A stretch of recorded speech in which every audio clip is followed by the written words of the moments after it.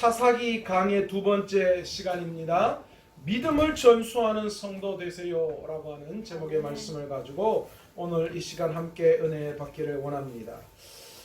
지난 시간에 이어서 사사기를 계속 강해하고 있습니다. 사사기의 배경은 애굽을 탈출한 이스라엘 백성들이 이제 모든 시련을 이겨내고 드디어 가나안 땅을 들어가는 이야기, 그리고 그것으로 끝나는 것이 아니라 이제는 가나안 땅에 거주하는 그 거류민들, 그 가나안 땅을 하나하나를 정복해 나아가는 이야기를 배경으로 하고 있습니다. 그러니까 여호수아는 가나안을 들어가는 이야기, 사사기는 가나안에 들어가서 그 가나안 땅에 있는 가나안 거류민들을 쫓아내서 그 땅을 차지하는 이야기를 담고 있다라는 것이죠. 안타깝게도 여호수아가 죽었지만 이 사사기에 보면 여호수아가 죽고 난 이후에 후계자를 지명하지 않았다, 그렇게 소개하고 있습니다.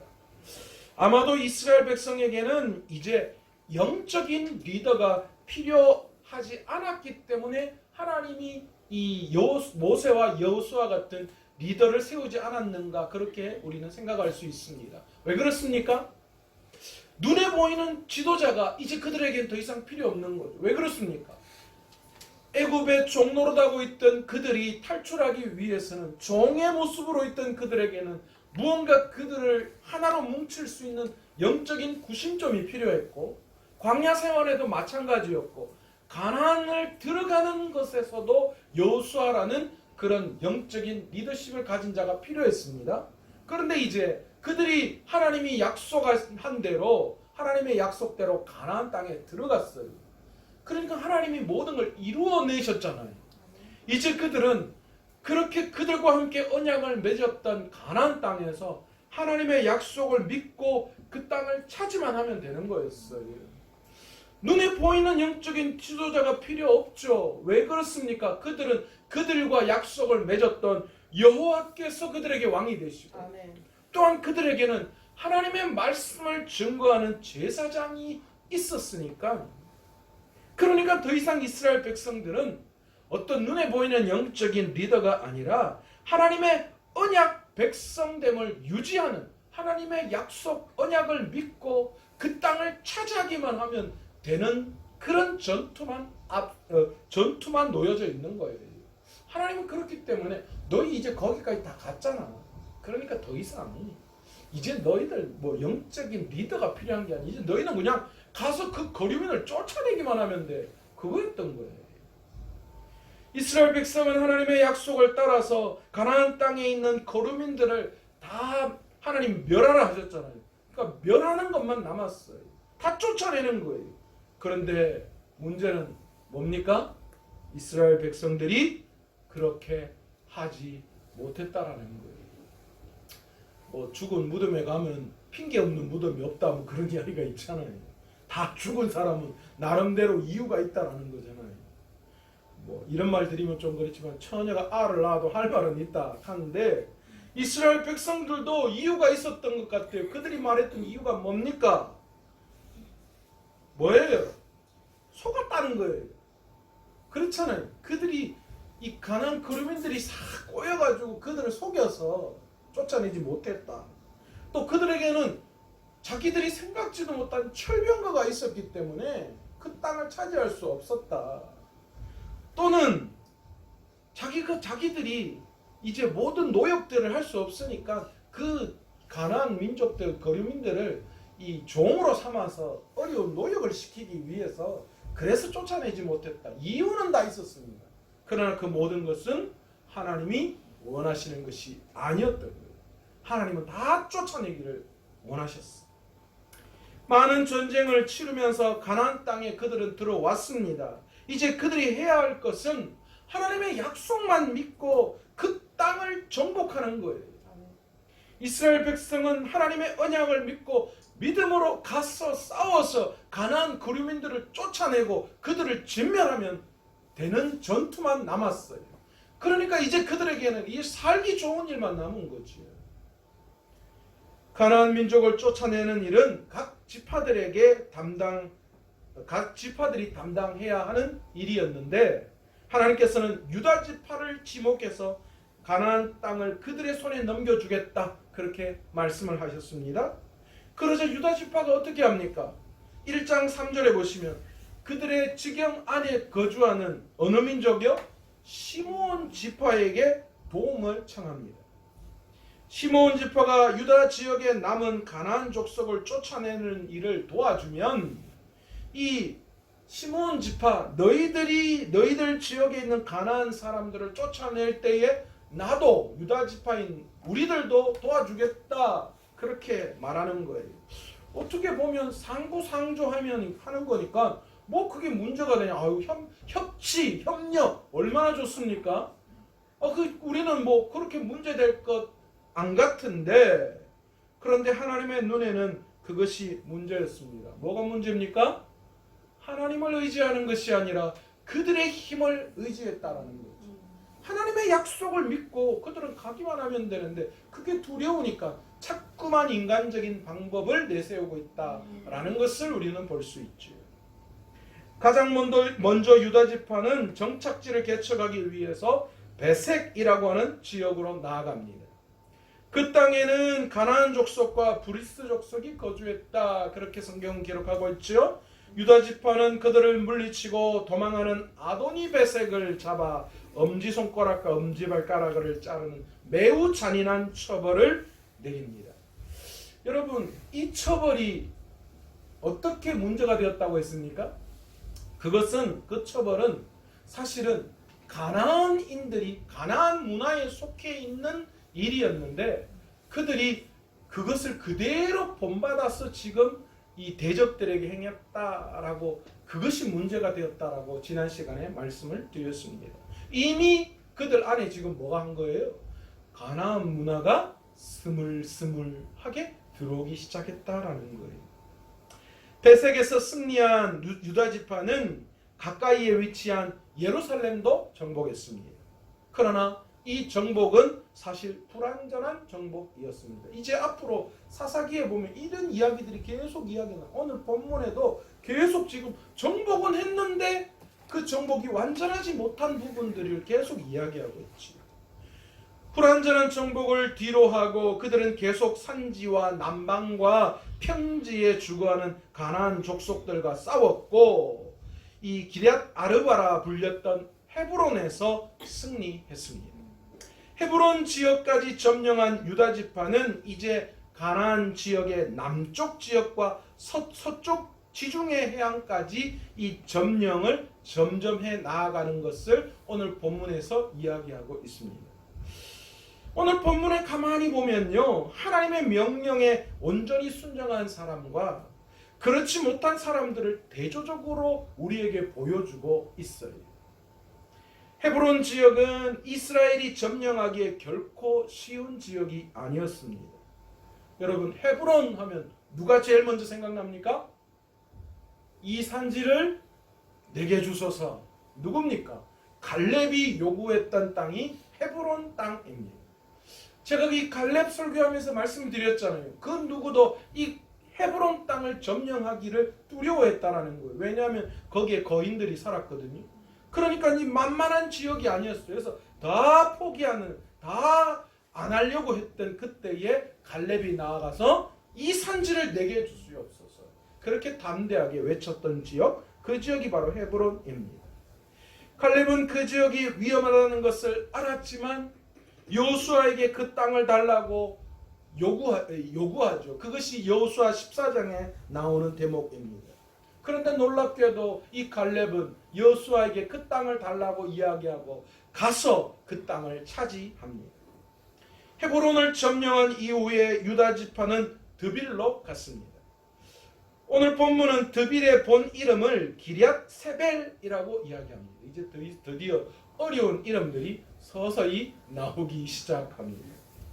이 기럇 세벨은 문자적으로 책의 성읍이다라고 하는 뜻을 가지고 있는데요. 사실 이 기럇 세벨을 점령하는 것 역시 쉬운 일이 아니었습니다. 무엇을 보면 알 수 있습니까? 갈렙이 제안하는 것을 보면 알 수 있습니다. 오늘 이 기럇세벨 드빌을 점령하기 위해서 갈렙이 조건을 내겁니다. 무슨 조건을 내겁니까? 기럇세벨을 점령하는 자에게는 내 딸 악사를 아내로 주겠다, 그렇게 이야기합니다. 박병찬 집사님, 유나를 누구에게 준다 이야기할 때 뭐 만만한 거, 이런 거, 쉬운 거 하는 거, 그런 거 할 때 쉽게 주겠어요? 진짜 어렵고 안 되는 거, 이런 거 할 때에 야, 이거 네가 해내면 이 정도면 내가 내 딸 줄 수 있다, 뭐 이런 마음 아니었겠어요? 갈렙도 마찬가지였겠죠. 그냥 대충 쉽게 할 수 있는 거였다면 그런 이야기 하지도 않았을 거예요. 이게 뭔가 힘들고 어려우니까 이 정도 할 수 있으면 내 딸 줄만하다, 내 사위 될만하다, 그랬던 거예요. 그러자 갈렙의 동생의 아들이었던 온니엘이 나가서 이 지역을 점령합니다. 갈렙은 약속대로 자신의 딸이었던 악사를 온니엘에게 아내로 주었습니다. 온니엘은 후에 이스라엘 최초의 사사가 되는 그런 인물이기도 합니다. 갈렙이요, 기똥차게 사람을 알아본 것 같아요. 가나안 땅을 정복하는 이 일이 하나님의 손에 달려 있었음을 믿었기에 이 기럇세벨을 믿음으로 점령하고자 하는 자는 하나님의 용사가 될 것임을 갈렙은 뭐 했다는 거예요? 알았다는 거예요. 이 정도 하나님의 믿음을 가지고 약속의 말씀을 붙들고 그 땅을 점령할 수 있는 자라면 그건 하나님의 용사고 하나님의 사람이라고 불리우기 충분하다라는 그런 생각이 갈렙에게 있었던 거예요. 여전히 갈렙의 생각대로 온니엘은 사사기에 등장하는 첫 번째 사사가 됩니다. 갈렙이 딸을 보상으로 주겠다라고 한 말, 왜 성경에 그 말이 여기에 등장할까요? 제가 곰곰이 생각해 봤는데요, 자신의 가문을 믿음의 집안으로 세우려고 하는 갈렙의 의도가 이 땅을 하나님의 용사가 차지할 수 있을 것이다 라고 생각한 갈렙의 마음 가운데 함께 있었던 것 같아요. 이 땅을 믿음으로 차지할 만한 사람이라면 내 딸과 함께 결혼시켜서 내 집안이 믿음의 집안으로 세워져 나아가는 것으로 충분하겠다라는 그 마음이, 그 의도가 갈렙에게 그대로 있었다라는 것을 우리는 오늘 본문을 통하여 볼 수 있다라는 것이죠. 여러분, 믿음은 한 세대에만 머물러 있을 수 없습니다. 갈렙은 믿음이 자녀들에게 이어지기를 간절히 바랬던 사람입니다. 갈렙은 딸의 결혼 과정을 통해 다음 세대들에게 신실하신 하나님을 신뢰하고 용감히 순종하며 살도록 그들에게 가르치고자 했던 것입니다. 그런데 오늘날 많은 부모님들 어떻습니까? 하나님의 약속보다 본인의 능력과 실력을 믿고 살도록 가르치는 경향들이 너무나 많습니다. 여러분, 세상 사람들은 그렇다 칩시다. 하나님을 모르기 때문에 세상 사람들은 어떻게든 실력을 길러서 그래서 세상 가운데에 성공하고 앞서야 하고 그래야지 이 땅에 잘 살 수 있다라고 생각해야 된다라고 보지만, 믿음을 가지고 있는 부모님들이라면 우리가 어떻게 해야 할까요? 하나님의 약속보다 본인의 실력과 능력을 의지하도록 자녀들을 내버려 둔다면 여러분, 그 자녀가 앞으로 어떤 삶을 살아갈지 부모들은 잘 알 수밖에 없지 않습니까? 믿음이 있는 부모들. 그러나 오늘 많은 믿음의 부모라고 이야기하는 사람들이 예배보다 공부가 우선이고 성적이 오르고 원하는 학교에 진학하고 좋은 직장에 들어가 승진하고 하나님의 영광이 된다, 그 모든 것을 그렇게 하면 하나님의 영광이 된다 라는 그런 생각, 그런 착각 가운데에 자녀들을 가르치는 경우가 너무 많이 있더라라는. 사실 우리 부모님도 예전에 그랬어요. 중고등부 안 보낼라 했어요. 왜 그러냐 하니까 중고등부 가면 연예질 한다고. 우리 엄마 아버지가 옛날에, 특히 우리 어머니가 중등부 고등부 가려고 하니까 중등부 고등부 가면 남자 여자 아들끼리 섞여가지고 괜히 쓸데없이 사귀고 간다고. 너희는 그냥 그거 갈 필요 없고 대예배만 참석하면 된다. 그래서 한동안은 대예배만 참석했었어요. 여러분, 우리가 가지고 있는 부모 세대가 가지고 있는 고정관념, 잘못된 신앙으로 말미암아 우리 아이들이 신앙의 본질을 놓쳐버리는 경우가 얼마나 많이 있는지 몰라요. 여러분, 아무리 외적 조건을 잘 갖추도록 부모가 양육한다라고 생각해 봅시다. 그렇다라고 한다 하더라도 자녀들이 하나님 안에 참되고 친밀한 관계 안에 거주할 수 있을까요? 그 하나님으로부터 받는 진정한 참된 의미의 행복을 그 아이들이 경험할 수 있을까요? 인생에서 맛볼 수 있는 참된 평안과 안식은 예수 그리스도 안에 있는 줄 믿습니다. 아멘. 서연아, 대학교 가가 조심해야 돼. 할매 떠났다고 이제 그러면 안 돼. 참된 평안, 참된 안식은 이제 고등학교 꽉 눌러놨다가 다 경험자라서 말하는 거예요. 꽉 눌러놨다가 대학 딱 문화에 가면 모든 것이 쫙 열렸잖아요. 누가 뭐 타치할 사람 있습니까? 그 경찰이 딱 순찰하면 운전면허증 봅시다 그러면 자신 있게 딱 보이듯이 어디라도 주민등록증 이제 딱 보이면 뭐 무사 통과 아닙니까? 모든 것이 다 가능하잖아요. 누구라도 간섭하지 않고 마음대로 할 수 있어요. 여러분, 그 자유함으로 말미암아 아이들이 그게 진짜 행복이고 그게 이제 자유다, 안식이다, 평안이다, 너무 좋다 착각하고 살아가는 경우가 너무 많이 있다라는 거예요. 여러분, 그런 아이들이 걸어가야 할 그 길을 우리 부모 세대가 어떻게 해야 할까?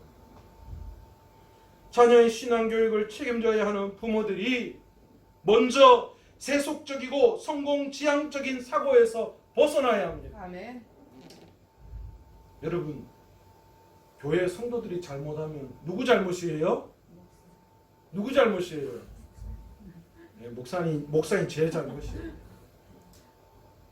여러분, 가정의 자녀들이 잘못되면 누구 잘못이에요? 부모 잘못이에요. 안타깝지만 그 아이들이 보고 자란 그대로 그들 삶 속에 나타날 수밖에 없는 거죠. 여러분, 부모인 사람이 세속적이고 성공지향적인 사고로 살아가는 그 모습을 아이들이 계속 본다면 그 아이들은 이제 그들의 삶 속에서 그 부모의 그 모습을 그대로 보고 자랄 수밖에 없는 거예요. 여러분, 하나님의 약속을 붙들고 사는 믿음의 본을 자녀들에게 보여야 해요. 아멘. 아멘. 우리 할매가 왜 눈물로 기도하며 신앙을 지켜왔던지 그걸 자녀에게 보여야 됩니다. 아멘. 내가 부모로서 자녀들에게 무엇이 진짜 기쁨이고 내 인생의 최고의 목표가 무엇인지, 믿음 안에 살아가는 즐거움이 무엇인지 그 자녀들이 그것을 보고 그렇구나, 진짜 기쁨이 이런 거구나. 아멘. 아멘. 아, 교회 안에서 하나님 안에서 누리는 진짜 기쁨이 이런 것이구나. 아멘. 아이들이 가정을 통하여 부모를 통하여 만나볼 수 있게 해야 합니다. 여러분, 아버지에 대한 개념이 좋지 않은 사람은 하나님의 사랑에 대해서도 그걸 느낄 때에 굉장히 좀 느린 감이 있다라는 연구가 있습니다. 왜냐하면 이게 매칭이 된대요. 육신의 아버지와 영적인 아버지가 자꾸만 매칭이 되어서 그 하나님 아버지의 그 사랑을 느끼는 그 감정을 좀 쉽게 못 느끼는 경향이 있다라는 조사가 있습니다. 여러분, 우리가 믿음의 본을 자녀들에게 보이고 아멘. 바른 신앙의 모습을 자녀들에게 보이고 아멘. 그리고 그 자녀들이 부모가 어떻게 믿음 안에서 자라왔는지에 대한 어떤 생각을 가지고 살아가는지에 대한 분명한 것들을 자녀들에게 보여야 되고 아멘. 가르쳐야 될 의무가 부모 세대에 있다라는 것을 아멘. 깨닫는 저와 여러분 되시기를 아멘, 아멘. 간절히 축원합니다. 아멘. 갈렙의 딸 악사는 남편 온니엘을 설득해서 자기 아버지에게 밭을 얻도록 했습니다. 그리고 자신들이 받은 메마른 땅에 필요한 셈도 달라고 요구하라고 이야기합니다. 악사는 비록 땅을 정복하는 전쟁에 참여하지는 않았습니다.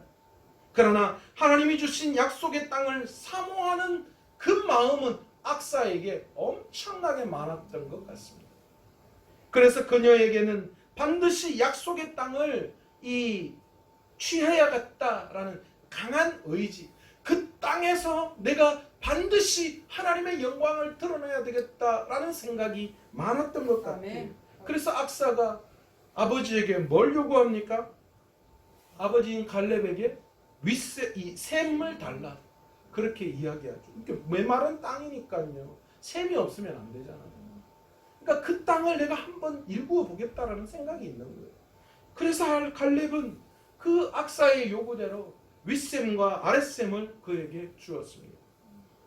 갈렙은 노인이 되었어도 여호수아를 찾아가 하나님이 약속하신 산지를 달라고 요청했던 사람입니다. 하나님의 약속에 근거한 복을 간절히 사모하고 구했던 그의 믿음이 놀랍게도 어떻습니까? 딸인 악사에게도 그대로 전수되었음을 오늘 말씀을 통하여 우리는 볼 수 있습니다. 그 아버지의 그 딸인 거죠. 하나님은 당신의 자녀들이 신령한 복을 사모하고 그것을 간절히 구하길 원하십니다. 아멘. 하나님의 자녀들에게는 영생의 약속이 있습니다. 아멘. 또 하나님의 아들이신 그리스도의 성품을 닮아갈 수 있는 특권이 있습니다. 아멘. 성경에는 하나님의 보호와 공급에 대한 놀라운 약속의 말씀들이 넘쳐납니다.